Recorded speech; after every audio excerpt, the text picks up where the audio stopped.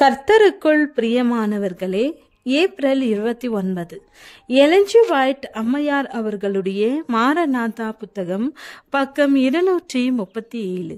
இன்றைய தியானத்திற்காக தெரிந்து கொள்ளப்பட்ட தலைப்பானது ஒரு உறுதியான அடித்தளம். வசனம் 2 தீமோத்தேயு 2 அதிகாரம் 19 வசனம்.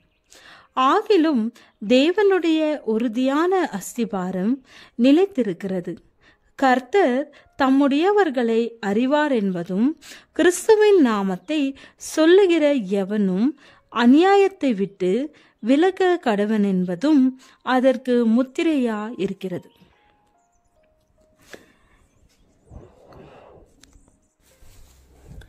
நேர்மையில் உண்மையாக இருக்கின்ற கருங்கல் பாறையை போன்று விசுவாசத்தில் திட உறுதியோடு இருக்கின்ற ஒரு மக்கள் கூட்டம் ஆண்டவருக்கு இருக்கும். அவர்கள் உலகத்திலே அவரது சாட்சிகளாகவும் அவரது ஆயத்த நாளிற்காக ஒரு மகிமையான ஒரு சிறப்பான வேலையை செய்வதற்கு அவரது உபகரணங்களாகவும் இருப்பார்கள். சத்தியத்தை ஆர்வத்தோடு ஊக்கத்தோடும் பிரசங்கித்த போதகர்கள் வழி விலகி சமய கொள்கைகளை கைவிட்டு சத்ருவின் அணியில் சேர்ந்து கொள்ளக்கூடும் இக்காரியம் சத்தியத்தை பொய்யாக மாற்றிவிடுமா? ஆகிலும் தேவனுடைய உறுதியான அஸ்திபாரம் நிலைத்திருக்கிறது. 2 தீமோத்தேயு 2 அதிகாரம் 19 வசனம். மனிதர்களின் உணர்வுகளும் விசுவாசமும் மாறலாம், தேவனுடைய சத்தியம் ஒருபோதும் மாறாது. தேவன் உயிரோடு இருக்கிறார் என்ற காரியம் எவ்வளவு நிச்சயமானதோ அதை போன்று நம்மிடம் சத்தியம் இருக்கின்றது என்பதும் நிச்சயமானது. சாத்தான் தனது அனைத்து தந்திரங்களாலும் கொடிய பயங்கர வல்லமையினாலும் தேவனுடைய சத்தியத்தை ஒரு பொய்யாக மாற்ற முடியாது. மாபெரும் பகைவனான சாத்தான் தேவனுடைய வார்த்தையை பயனற்றதாக்கி போடுவதற்கு தன்னால் இயன்ற அளவு முயற்சி செய்வான். ஆனால் எரிந்து கொண்டிருக்கின்ற ஒரு விளக்கை போன்று சத்தியம் கொண்டு செல்லப்பட வேண்டும். ஆண்டவர் நம்மை தனியாக பிரித்தெடுத்து வெளியே கொண்டு வந்து அவரது அற்புதமான இரக்கத்தின் குடிமக்களாக மாற்றியிருக்கிறார். சமய கோட்பாடுகளுக்கு கட்டுப்படாதவர்களுடைய சிறு பிள்ளைத்தனமான பேச்சை கேட்டு நாம் மயங்கி விடுவோமா? சாத்தானோடும் அவனது சேனையோடும் நிற்பதை நாம் தெரிந்து கொள்வோமா?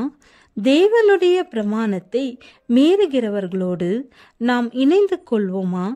ஆண்டவரே, எனக்கு சாத்தானுக்கும் இடையே பகையை உண்டாக்கும் என்பதே நமது உறுதியான ஜெபமாக இருக்கட்டும்.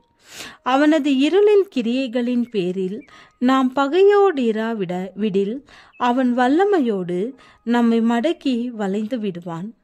எந்த கணத்திலும் நமது இதயத்திற்குள் செலுத்தத்தக்கதாக அவனது கொடுக்கானது ஆயத்தமாக இருக்கிறது.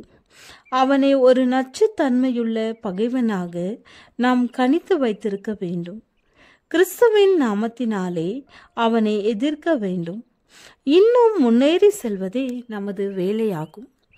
கிறிஸ்துவின் பெயரை கூறுகின்ற அனைவரும் நீதியின் ஆயுதத்தை தரித்து கொள்ள வேண்டும். இப்பொழுது நாம் எதை விசுவாசிக்கிறோமோ அதை ஏன் விசுவாசிக்கிறோம் என்பதை நமக்கு நாமே தெரிந்து கொள்ள வேண்டிய நேரம் வந்துவிட்டது. நித்திய வாழ்வை நாம் பற்றி கொள்ளத்தக்கதாக வரப்போகும் காலங்களுக்கு எதிராக ஒரு நல்ல அடித்தளத்தை நமக்காக நாம் அமைத்து கொள்ள வேண்டும். நாம் ஊழியம் செய்ய வேண்டும்.